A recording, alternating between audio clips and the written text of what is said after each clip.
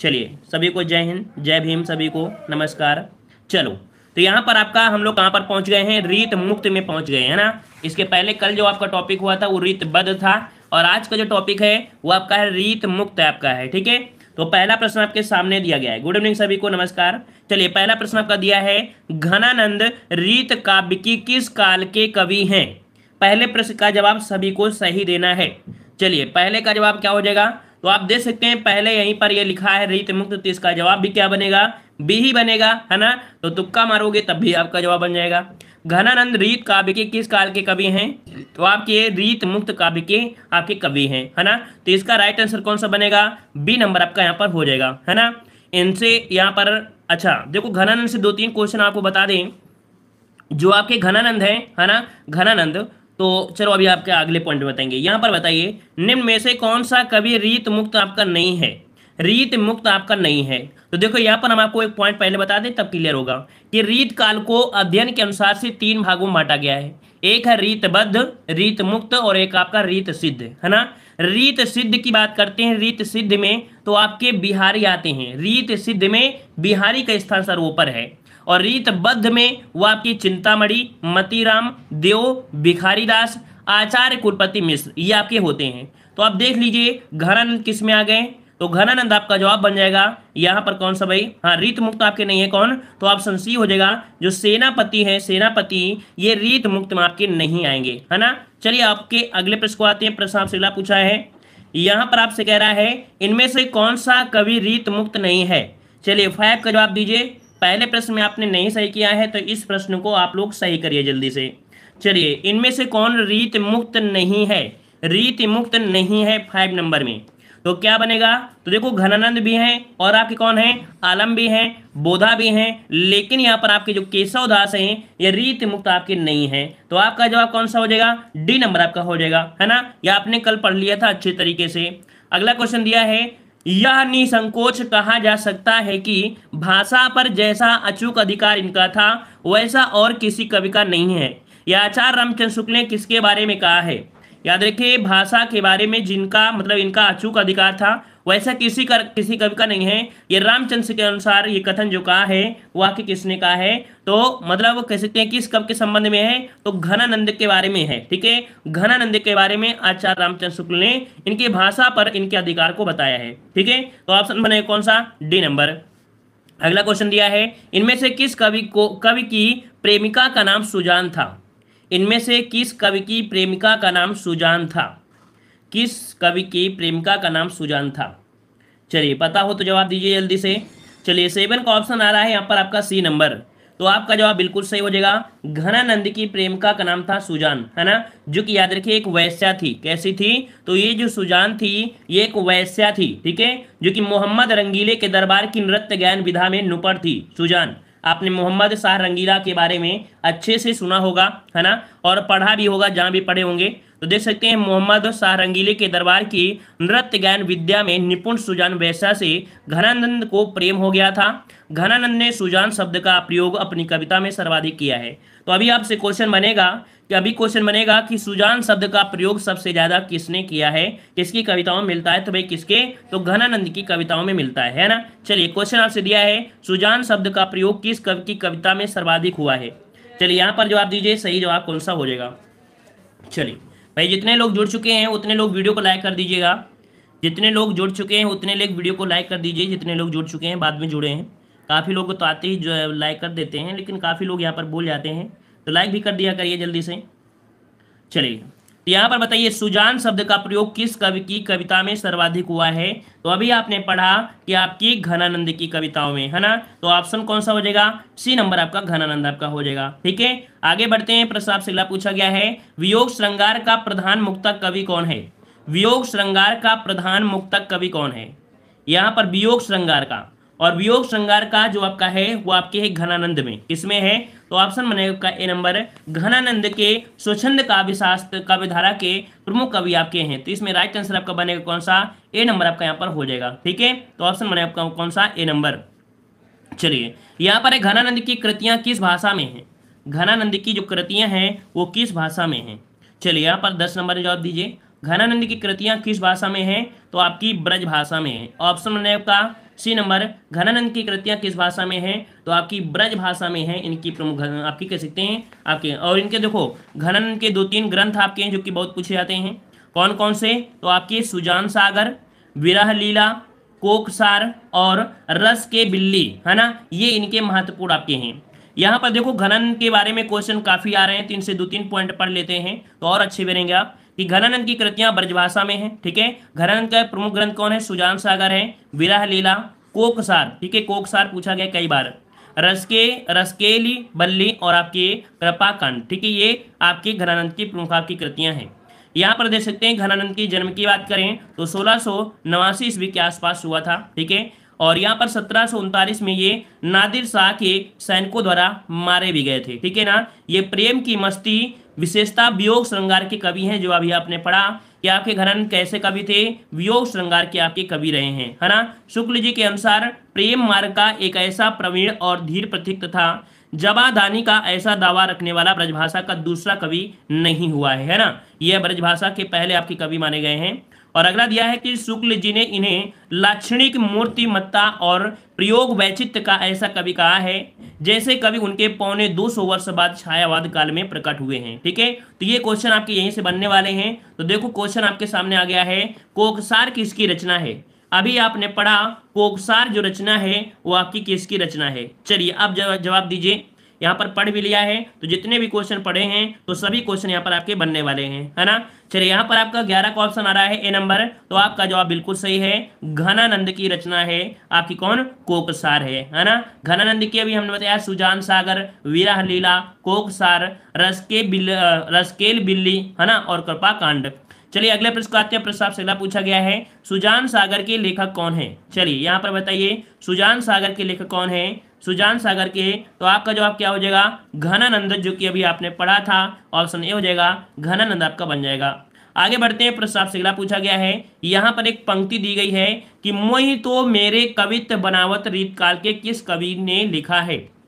मोहि तो मेरे कवित्व बनावत रीत काल के किस कवि ने लिखा है? तो ये लिखा है घनानंद ने, में ऑप्शन आपका सी हो जाएगा, घनानंद आपका इसका भी जवाब बन जाएगा।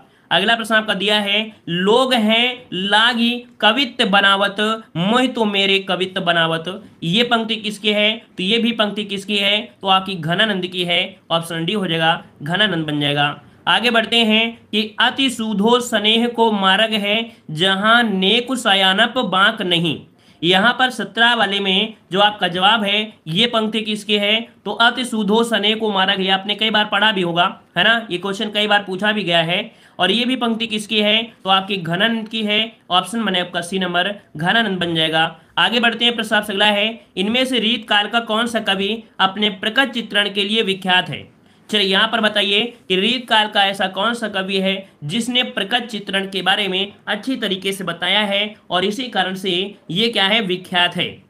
जवाब क्या बनेगा? जवाब हो जाएगा ऑप्शन आपका सी, आपकी सेनापति। याद रखिए कि जो आपके हैं आलंबन रूप में, ठीक है, याद रखिए जो सेनापति हैं वो आलंबन रूप से आपके चित्रोपमा मतलब प्रकट चित्रण को काफी रूप से यहाँ पर उन्होंने संकेत दिया है। और हिंदी साहित्य में सर्वप्रथम सेनापति ने यहाँ पर प्रकट चित्रण का मतलब वर्णन किया है।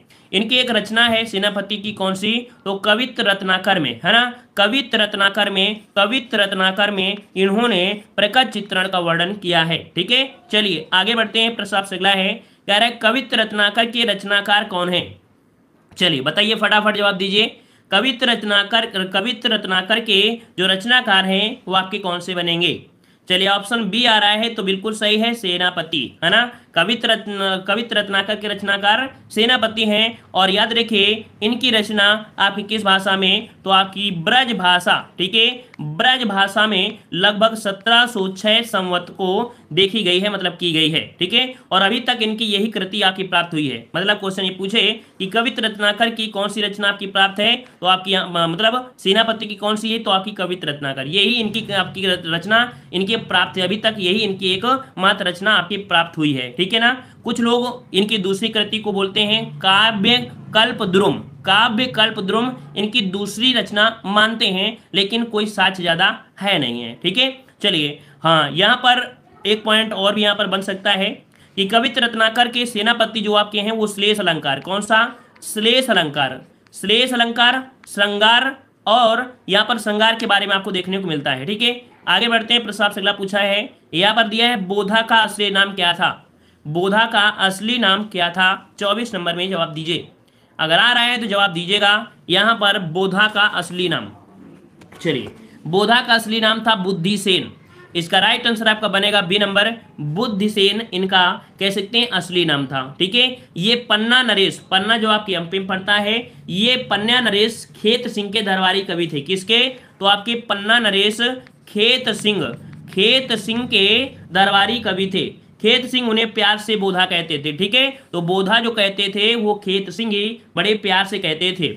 इनकी दो रचनाएं बोधा की मिलती हैं, एक है आपका इश्कनामा। ठीक है, क्या नाम है, इश्कनामा इनकी एक कृति है। दूसरी कृति आपकी कौन सी है, तो विरह व रीस, या हम लोग इसे बोल देते हैं कामंद दला। ठीक है, तो इश्कनामा भी इन्हीं की आपकी है। चलिए आगे बढ़ते हैं। प्रश्न आपसे अगला है, सुजान चरित्र के रचयिता कौन है। सुजान चरित्र के रचयिता कौन है, यहाँ पर जवाब देना है। सही जवाब कौन सा हो जाएगा। चलिए, सुजान चरित्र के रचयिता इनमें से कौन बनेंगे। चलिए, इस प्रश्न का जवाब तो सभी लोग दे ही सकते हैं, आसानी से दे सकते हैं। चलिए, सूदन है, याद रखिए सुजान चरित्र की बात किया है। सुजान चरित्र के जो आपके रचयिता हैं वो आपके हैं सूदन। क्या है भाई, सूदन है ना। और ये कह सकते हैं ये जो आपका है ये वीर रस में, ठीक है, किसमें, वीर रस का प्रधान और ऐतिहासिक काव्य है। ठीक है, जिसमें भरतपुर के महाराजा बदन सिंह, ठीक है, भरतपुर के जो आपके राजा थे बदन सिंह के पुत्र सुजान सिंह, जिनका उपनाम था सूरजमल। ठीक है, इनका उपनाम था सूरजमल। ठीक है, उनके युद्धों का वर्णन मिलता है इसमें सुजान चरित्र में। ठीक है, आगे बढ़ते हैं। प्रश्न आपसे अगला है कि निम्न में से किस कवि ने सतसई की रचना नहीं किया है। चलिए बता डालिए, 26 वाले में बता डालिए जल्दी से कि निम्न से किस कवि ने सतसई की रचना नहीं किया है। देख सकते हैं ये अच्छा प्रश्न है, शायद पहली बार आप पढ़ रहे होंगे। तो यहाँ पर देखो आपका जवाब क्या बनेगा, यहाँ पर है सतसई, तो 26 का ऑप्शन बी। यहाँ पर सेनापति, याद रखिए सेनापति ने सतसई की रचना नहीं की है। अभी हमने बताया था सेनापति की एक ही रचना देखने को मिलती है, कौन सी, कवित्त रत्नाकर, है ना, कवित्त रत्नाकर, ये एक ही रचना इनकी देखने को मिलती है। तो इस कारण से यहाँ पर आपका बी हो जाएगा। ठीक है, चलिए आगे आते हैं। प्रश्न आपसे अगला पूछा है, हाँ यहाँ पर देखो 2-3 पॉइंट आपके दिए हैं, जैसे कि मतीराम द्वारा रचित ग्रंथ फूल मंजरी, है ना, लक्षण श्रृंगार, साहित्य सार, रस राज, ललित ललाम, सतसई, अलंकार पच्चासिका और वृत्त कौमुदी, ये आपकी किसके हैं, मतीराम की प्रमुख आपकी रचनाएं हैं। बिहारी की ख्याति जो आपकी हुई है वो उनकी सतसई के माध्यम से ही हुई है। बिहारी ने देखो सतसई में बिहारी ने अलंकार, रस, भाव, नायिका के भेद का वर्णन इन्होंने किया है। ठीक है ना। अगले यहाँ पर वृंद से क्वेश्चन बनते हैं। तो वृंद की प्रमुख रचनाएं कौन है, 12 मासा, ठीक है, भाव पंचाशिका, नयन पचीसी, पवन पचीसी, श्रृंगार शिक्षा और यमक सतसई। ये देखो हमने बताया कि सतसई के नाम से इन लोगों ने यहाँ पर किया है रचनाएं। ठीक है, हो गया ना याद, 2-3 को बस याद क्या है, बस आपको देख लेना है। चलिए, मतीराम द्वारा रचित ग्रंथ कौन सा है। चलिए अभी आपने पढ़ा कि मतीराम द्वारा जो आपका रचित ग्रंथ है वो आपका कौन सा है। चलिए यहाँ पर देना है सही कौन सा हो जाएगा। चलिए 27 नंबर में तो देखो यहाँ पर ललित ललाम, ठीक है, ऑप्शन सी हो जाएगा कि मतीराम द्वारा रचित जो आपका ग्रंथ है वो कौन सा है, तो ललित ललाम हो जाएगा, ऑप्शन आपका सी बन जाएगा। ठीक है, ललित ललाम बन जाएगा। अगला क्वेश्चन, हाँ हम लोग आ चुके हैं कहाँ पर, तो आपके रीत सिद्ध में आपके आ चुके हैं, कहाँ पर आ गए हैं, रीत सिद्ध में आ चुके हैं, जो कि क्वेश्चन दिया है कि रीत काल की रीत सिद्ध काव्यधारा के कवि कौन है। चलिए यहाँ पर दीजिए कि रीत काल की रीत सिद्ध काव्यधारा के कवि हैं वो आपके कौन है, रीत सिद्ध। और रीत सिद्ध के तो हमने पहले इस वीडियो का पहला ही क्वेश्चन बताया था, सिद्ध में कौन है, तो आपके बिहारी हैं। याद रखिए रीत काल में रीत सिद्ध काव्य के प्रमुख कवि कौन है, तो आपके बिहारी हैं, ऑप्शन डी हो जाएगा, बिहारी हो जाएगा।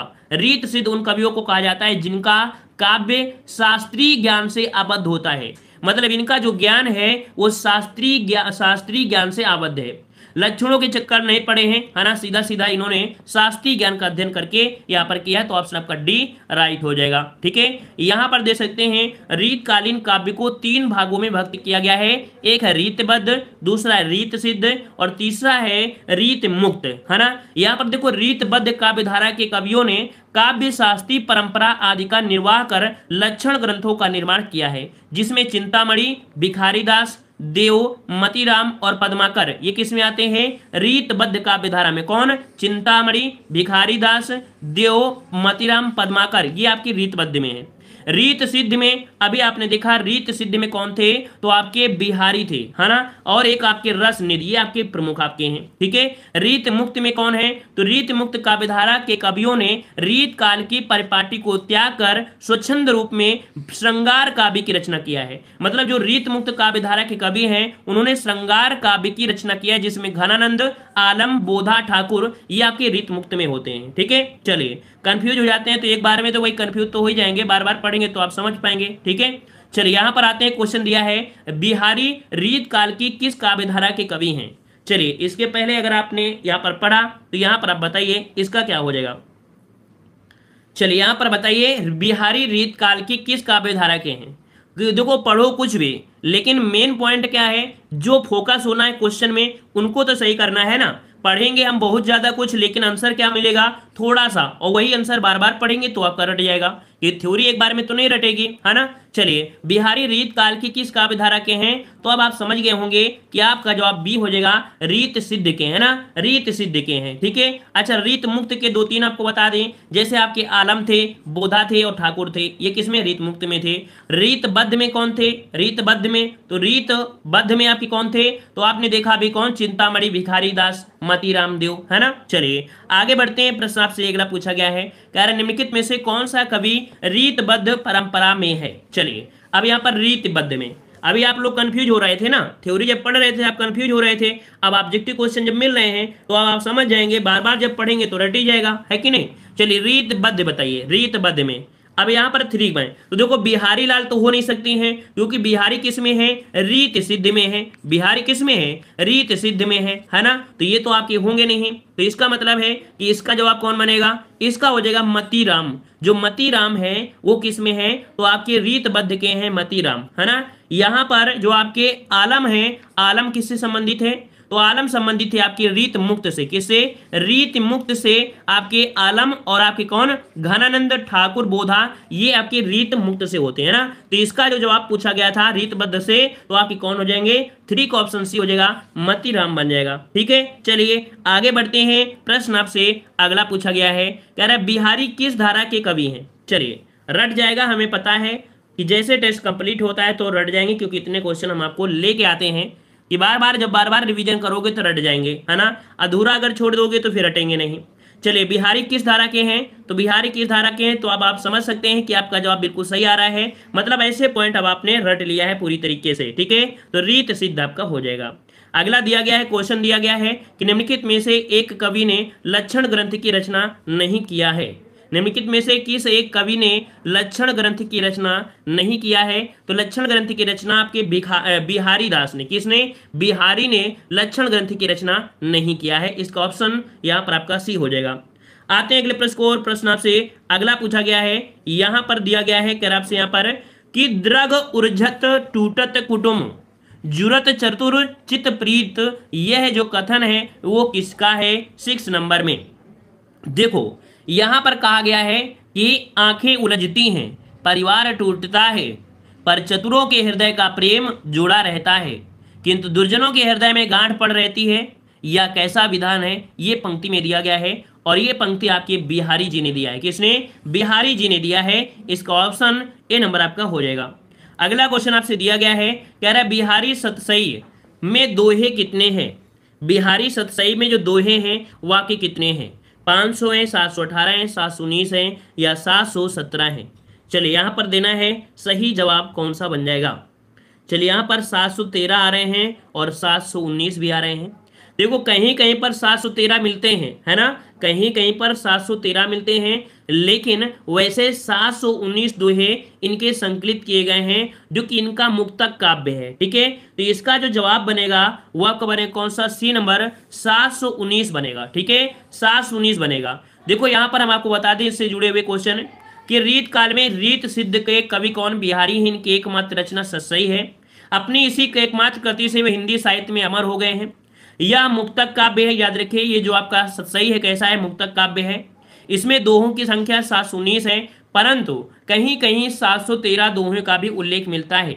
बिहारी सतसई श्रृंगार रस की अत्यंत प्रसिद्ध और अनूठी कृति है। इनका एक दोहा हिंदी साहित्य का एक अनमोल रत्न माना जाता है। भाषा शिष्ट की दृष्टि से बिहारी सतसई ब्रज भाषा का काव्य की महान विभूषित, कैसी, ब्रज भाषा संबंधित है। ठीक है ना, तो ये आपके 2-3 पॉइंट आपके बनेंगे। यहां पर दिया गया है, हाँ देखो बिहारी शाहजहां के समकालीन थे और राजा जयसिंह के समकालीन थे। ठीक है, क्वेश्चन पूछे कि बिहारी किसके समकालीन, शाहजहां के समय में और राजा जयसिंह के भी समकालीन आपके राजकवि थे। ठीक है, बिहारी का जन्म 1500 का 95 ईस्वी के लगभग ग्वालियर में हुआ था। वे जात के माथुर, ठीक है, चौबे थे। इनके पिता का नाम केशव राय था और बचपन का नाम बुंदेलखंड में बीता, है ना, इनका जो बचपन बीता था वो आपके कहां पर, बुंदेलखंड में बीता। युवावस्था ससुराल में मथुरा में व्यतीत हुई थी। मृत्यु हुई थी 1664 में। ठीक है, तो ये 4-5 पॉइंट अभी आपको देखने को मिलेंगे। यहां पर बताइए बिहारी ने करीब कितने दोहे लिखे हैं।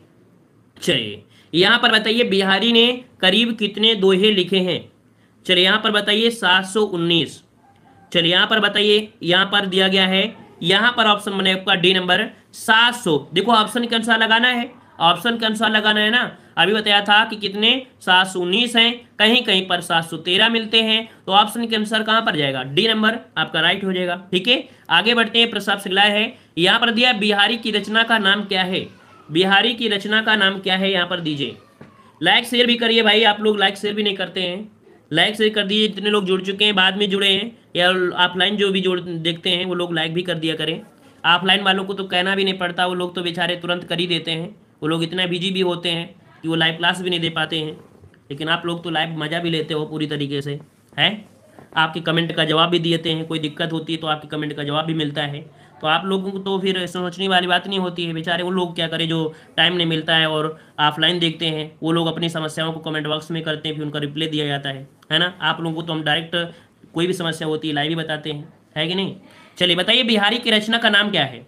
यहाँ पर बिहारी की रचना का नाम क्या है, तो यहाँ पर जवाब आ चुका है ऑप्शन यहाँ पर आपका B, Bihari Satsai. Option B Bihari Satsai हो जाएगा, है ना। अगला आपसे दिया गया है, यहाँ पर दिया गया है कौन सा, बिहारी निम्न में से किस काल के कवि थे। बिहारी किस काल के कवि थे, तो बताइए यहाँ पर 10 का जवाब क्या बनेगा। तो अभी आपने पढ़ा कि बिहारी रीत सिद्ध काव्य के थे, लेकिन रीत सिद्ध भी किस में आता है, तो आपके रीत काल में आता है ना, रीत काल में ही तो आता है ना। तो जवाब यहाँ पर आपका कौन बन जाएगा, यहाँ पर आपका सी बन जाएगा। ठीक है, अगला आपसे पूछा गया है जो कि दिया गया है कौन सा, कि बिहारी सतसई किस भाषा का काव्य ग्रंथ है।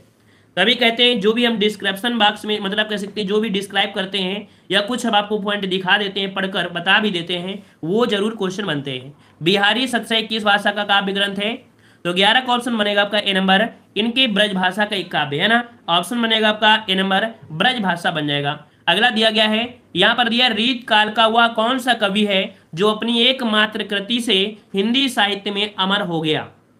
तो कौन है आपके, तो बिहारी हैं जिन्होंने बिहारी सतसई लिखकर ये आपके हिंदी साहित्य में देख सकते हैं रीत काल में आपके अमर हो चुके हैं। ठीक है, तो ऑप्शन कौन सा बन जाएगा, सी नंबर आपका बन जाएगा। ठीक है, आगे बढ़ते हैं। प्रश्न आपसे अगला पूछा है, हाँ हम लोग आ चुके हैं कहाँ पर, तो आपके आधुनिक काल में हम लोग आ चुके हैं। ठीक है, कल से आपका स्टार्ट होगा, आधुनिक काल स्टार्ट होगा। ठीक है, देख सकते हैं कि लगातार अब आधुनिक काल में आपको पता है कि आप जैसे भारतीय युग पढ़ते हैं, है ना, आपके रत्नाकर के बारे में पढ़ेंगे। ठीक है, साथ में उद्धव, मतलब ऐसे आप पढ़ेंगे तो आप आधुनिक में आ चुके हैं। और आधुनिक वाला जो आपने पढ़ा है कहीं ना कहीं आपने पढ़ा भी अच्छी तरीके से है। ठीक है, तो कल से हमारी जो रहेगी वो आपके आधुनिक क्लास की रहेगी। जो लोग बाद में जुड़े हैं तो उनको बता दें कि आप लोग पहली बार अगर क्लास ले रहे हैं तो जब से क्लास स्टार्ट किया है, ज़्यादा दिन नहीं हुए हैं, 10 लेक्चर करीब हुए होंगे, तो प्ले लिस्ट में सभी वीडियो अगर देख लेंगे तो बिल्कुल क्रम भी आपका हो जाएगा, है ना, बिल्कुल सीक्वेंस से आप पढ़ भी लेंगे